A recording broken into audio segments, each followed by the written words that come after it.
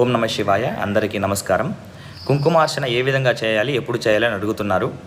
శాస్త్రం ప్రకారం పండుగలలో కానీ, ఏదైనా మీ ఇంట్లో వ్రతం చేసినప్పుడు కానీ, లేదంటే శుక్ర మంగళవారాల్లో కానీ కుంకుమార్చన చేయొచ్చు.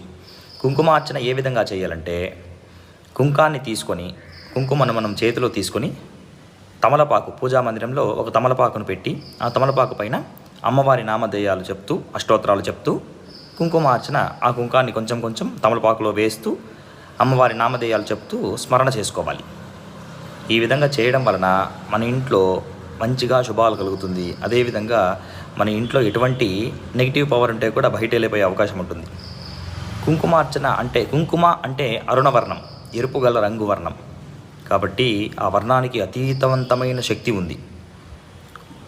కాబట్టి ఆ కుంకాన్ని మనం అర్చన చేయడం వలన మనకి మంచిది కలిగే అవకాశాలు ఉంటాయి. ఓం నమ శివాయ.